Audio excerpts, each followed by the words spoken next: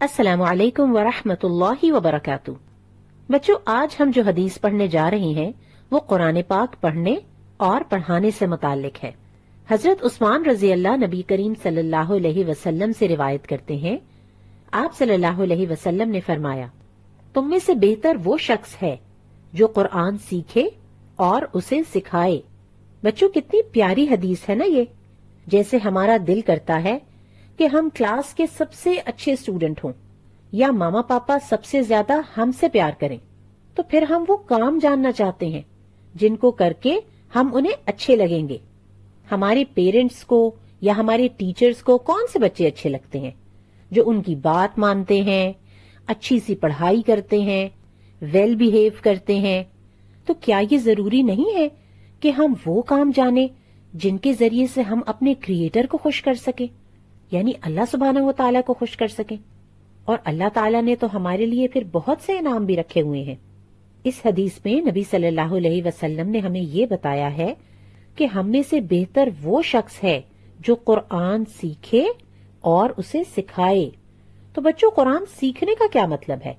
اس کا مطلب ہے کہ سب سے پہلے ہمیں قرآن پاک کو صحیح طرح پڑھنا آنا چاہیے، کیونکہ قرآن پاک عربی زبان میں ہے اور عربی کو اس کی صحیح پروننسیشن کے ساتھ یا صحیح تلفظ کے ساتھ پڑھنا سیکھنا چاہیے، جس طرح سے کہ ہر لینگویج کو سیکھا جاتا ہے۔ اردو کو سیکھتے ہیں، ہم انگلش کو سیکھتے ہیں، ہر زبان کو اس کے ایکوریٹ ڈائلیکٹ میں پڑھا جاتا ہے، اس کے صحیح لہجے میں پڑھا جاتا ہے۔ بالکل اسی طرح سے ہمیں قرآن پاک کے ہر ورڈ کو، بلکہ ہر الفابیٹ کو اس کے صحیح تلفظ کے ساتھ پڑھنا سیکھنا ہے، یعنی ہمیں ہر حرف کو صحیح پروناؤنس کرنا آنا چاہیے۔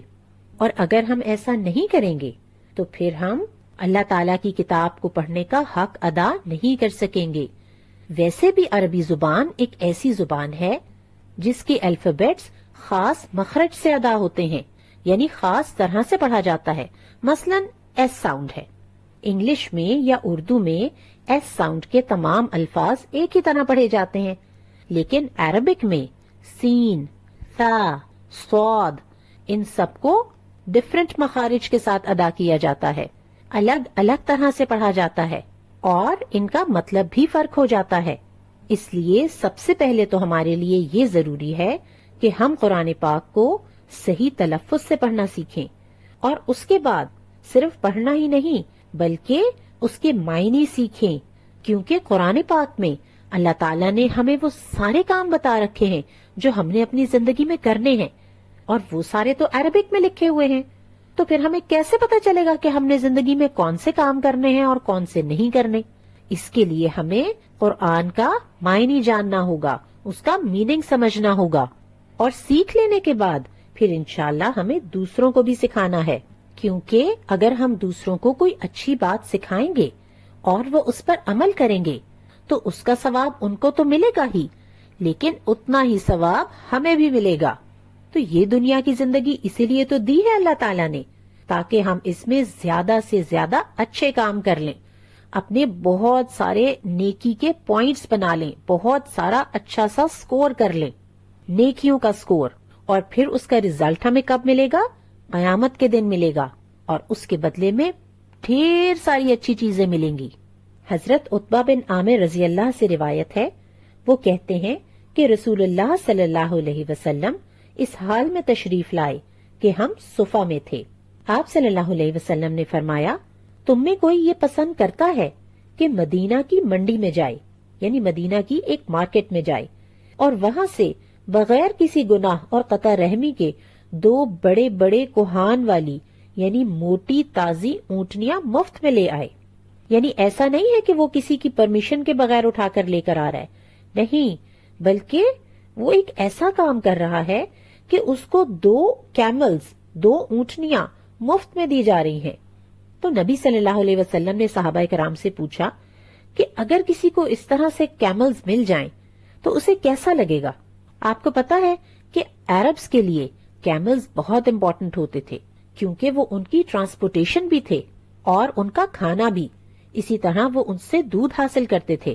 اسی طرح جب ان کیملز کے بچے ہوتے تھے تو اس طرح ان کی ٹرانسپورٹس اور بڑھ جاتی تھی۔